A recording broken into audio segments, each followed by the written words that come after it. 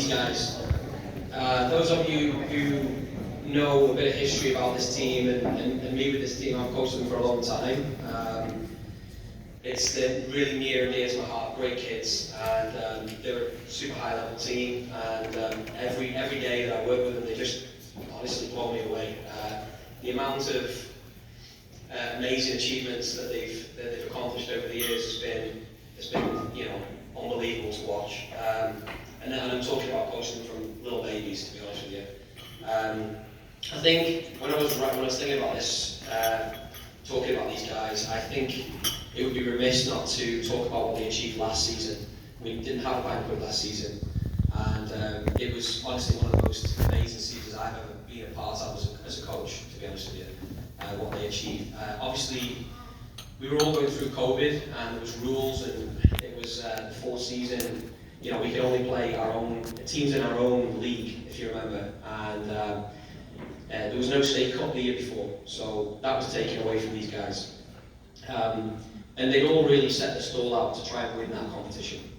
And like everybody's in the state cup at that age. Nobody goes off to a different league. It's just the best of the best, and we're just all fighting for this one competition. And that's what we set our stall out to do. But we realised that we couldn't do it without really challenging ourselves and putting ourselves out of our comfort zone.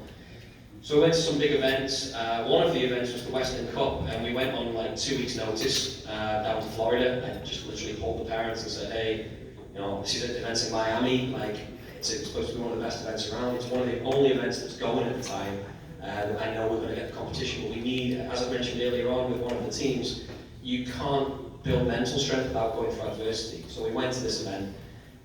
We played Orlando City and a couple of other teams, and just to get our sea legs back, really, to be quite honest with you.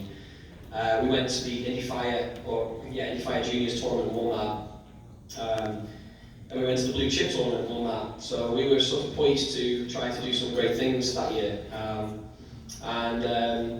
We drew Vardar in our group. They're a very, very good team at our age. They just weren't seeded. And we had a little bit of a snafu where I was COVID traced out. One of our best players was COVID traced out. We kind of threw off our rhythm a little bit. The long story short is we advanced through the group as a wild card, as the number one ranked team. So that meant we drew nationals in the quarter final in Saginaw. And nationals at that age are a good, very good team. It really should have been the final. So we drew them in the quarter final.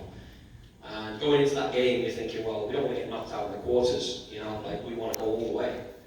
And I'll never forget it, we were 3-0 down with 11 minutes to go. I mean, you'd think that's nearly impossible, right? But not for these guys. We clawed one back, got a goal, picked the ball out the back of the net, scored again. And it was about 3 or 4 minutes to go, and we scored one more and tied 3-3, took it to overtime. In overtime, we managed to score another 3 and won 6-3 and knocked them out. And I've never ever been part of a game like that in my entire life. It was an amazing achievement. So from there, it was like, what do we do from there? We drew Jags in the semi-final.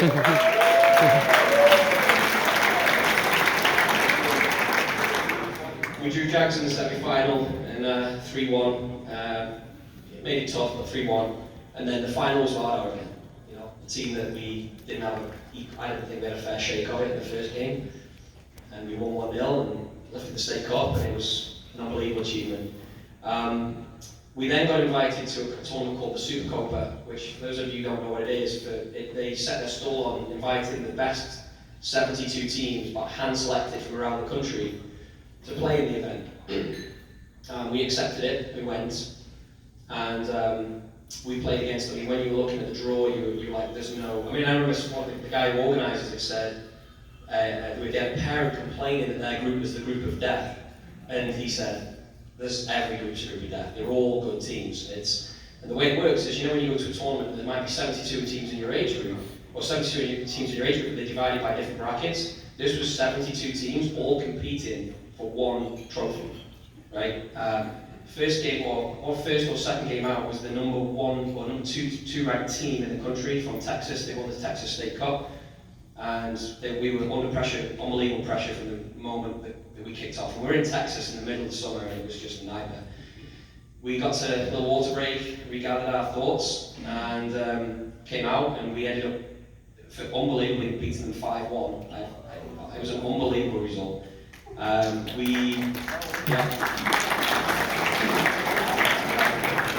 So, long story short is we advanced to the quarterfinals of the Supercopa, and the way it works is the first place team from each of the 8 brackets goes through to the Supercopa. The second place team from all of the 72 teams goes through to the next division and the next division and the next division. We then drew Scott Gallagher, St. Louis Scott Gallagher, who I'm sure some of you have heard of, but they were one of the favourites to win it, to be honest with you.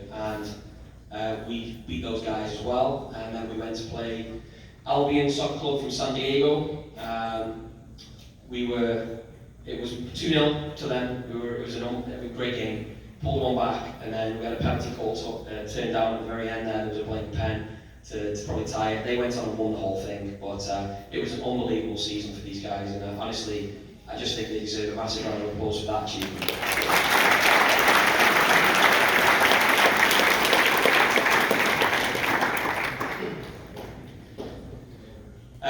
This Saturday they're in the State Cup final again, and they play Michigan Tigers. So if you guys might have a live feed, we'll try and get it via live if we can. I know there'll be I think there's a live feed from the State Cup itself, the commentary and all that stuff. We'll see if we can share that with you guys as a club. So hoping to do the double with it.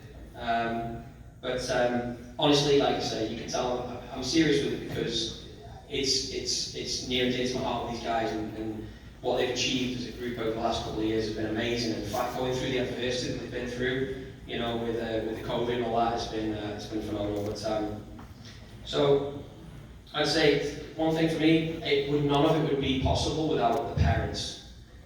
All of you guys, by the way, obviously our parent group, a bunch of nutcases, but thank you to all of you guys as parents and supporting your sons in their endeavour.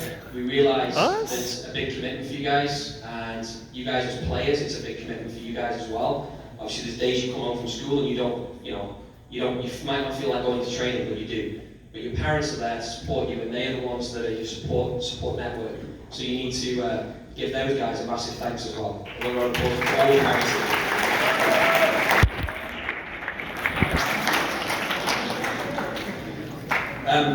As I've said, I've been with these guys a long time, and this team's never gone through the Players Player of the Year award and the Coaches Player of the Year award. And to be quite honest with you, I'm really excited about it, but absolutely dreading it at the same time. Because quite frankly, depending on which way you look at the game, you could pick out almost every one of these guys that you literally grab the game by a scruff of the neck at any one time. So it's really difficult to pick any player, because as a unit, as a group, I think they are unbelievable. But obviously a couple of guys have got to win, and that's okay too. This player who, for the Players Player of the Year award, this player is a leader, a massive leader in the group, and I think somebody that all the boys look up to, and of course that's why he's won the votes that he has done. And I think at times a versatile player as well, but I think when the chips are down and someone needs to perhaps score an important goal or make a tackle or just do what they need to do for the team, this player's there. And that player is Gianmarco Di Nata.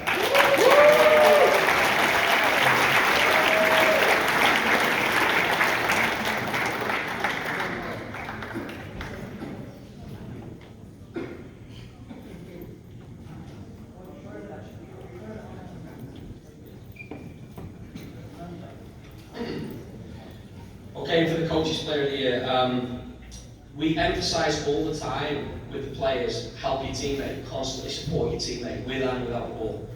And when you get tired as a player, the first thing to go away is your movement off the ball, your ability to support your teammate, or your ability to make a recovery tackle or spot the fact that somebody's in trouble. So one of your teammates is having a problem. And this player does this all the time. He is everywhere. We recently did with the Elite 64 league that we're in. Each player that's in the Elite 64 will be wearing a GPS tracking device to cover distance covered in the game, sprints and so on and so forth. I don't need to see the stats on that thing, because I know that this player covers the most ground in the game, and that player is Conor Logley.